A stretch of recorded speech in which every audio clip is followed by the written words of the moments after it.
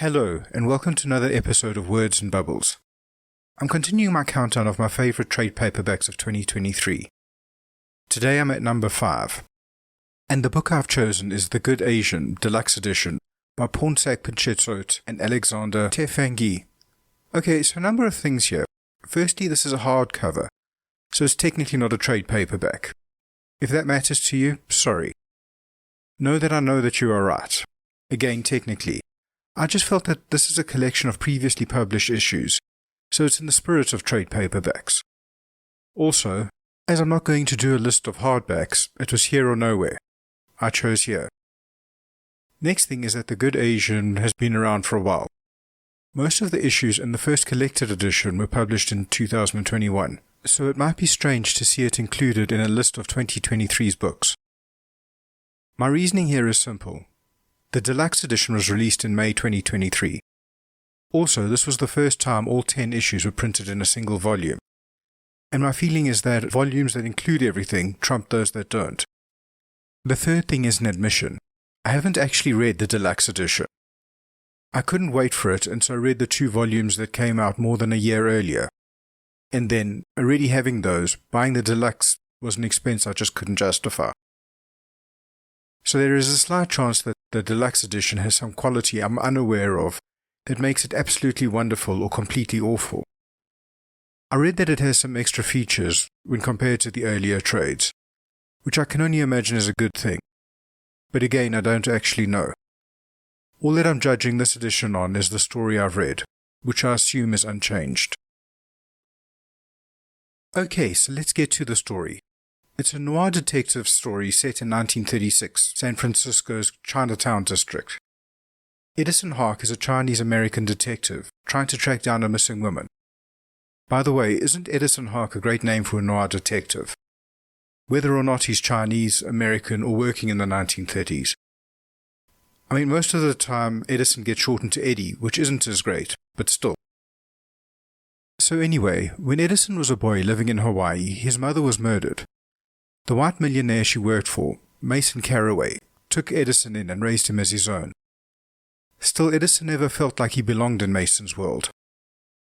He felt he always needed to be agreeable, to never offend, so that he wouldn't be rejected. This is how his mother raised him.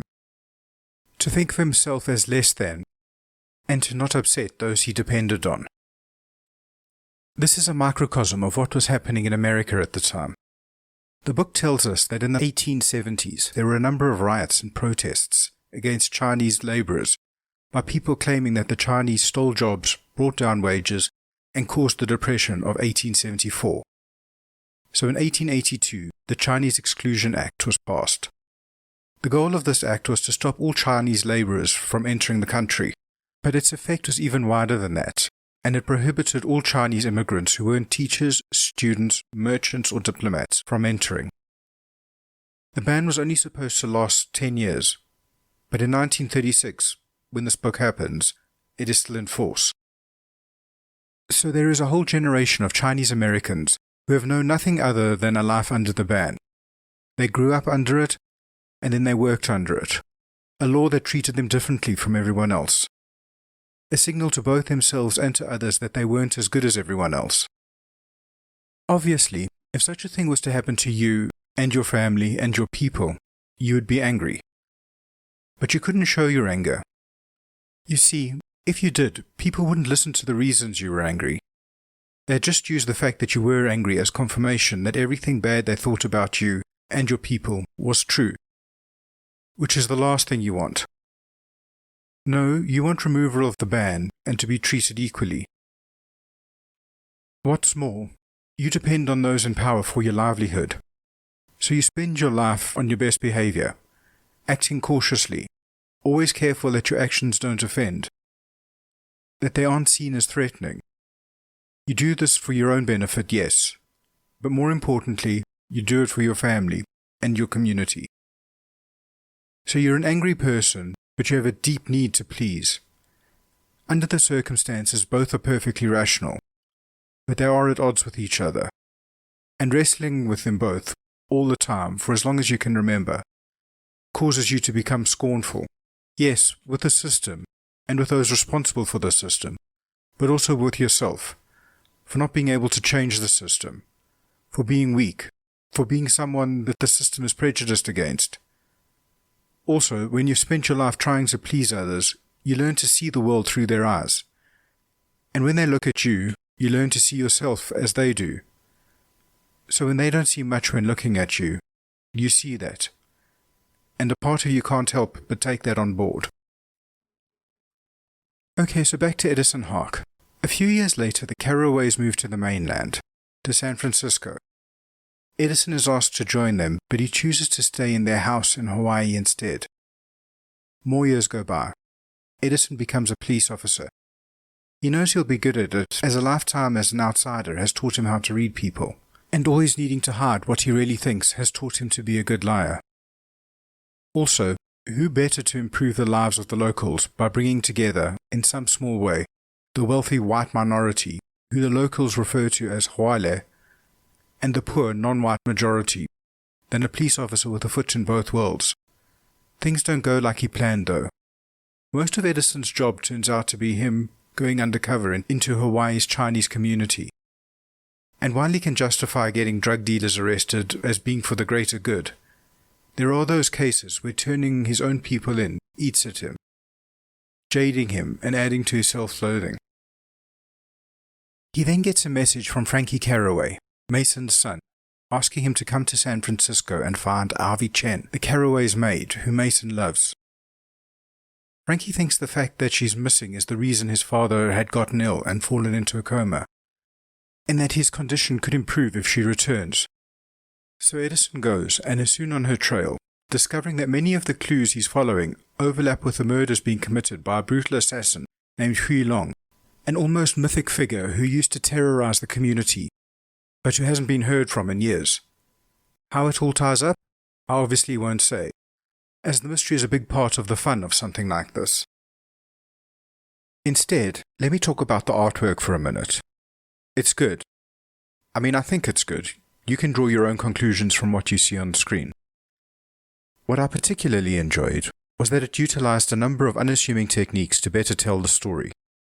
The most obvious of these was the color palette. By having it be limited, it brings to mind the black and white movies most associated with the genre, while still allowing for giant splashes of color. But there were others. Things like highlighting Edison's eye in red in one frame, and then highlighting the clue he has detected in the next, or washing out colors for flashbacks, were simple and intuitive to understand, and allowed the story to flow better than descriptions of what was happening would have. Okay, so there you have it, The Good Asian. Something I should mention, I spent some time here going over how this book fits into American history. Not a lot of time, but probably more time than I spent on the story. So you'd be forgiven for thinking that that is pretty much all there is to the book, a history lesson. It's also perfectly reasonable not to want a history lesson when you're reading a comic book. After all, the majority of comic books are about escapism.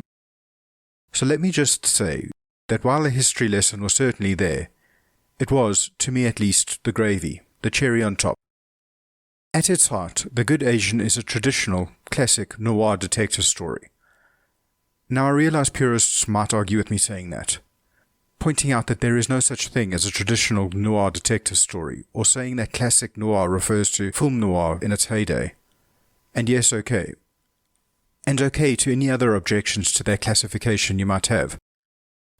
My point is, The Good Asian is still very much what I think of when I think of a noir detective, or film noir, or a hard-boiled detective, or crime noir fiction, which experts tell you are all very much different things, but society has pretty much grouped together. Anyway, so The Good Asian is a traditional noir detective story, and it's a good one, and we don't get many of those anymore. So if you're in the mood for one, this could be the book for you. Especially if you want to, or at a minimum don't mind, learning a little bit about a time and place rarely covered. And if you decide that this is the book for you, you're not alone. The Good Asian must have been popular, as this deluxe edition has the subtitle 1936.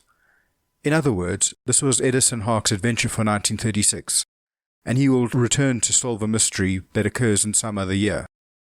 Smart money is on 1937, but who knows? Okay, so that covers everything I wanted to say about the Good Asian. So thanks for watching. I hope you come again, and goodbye.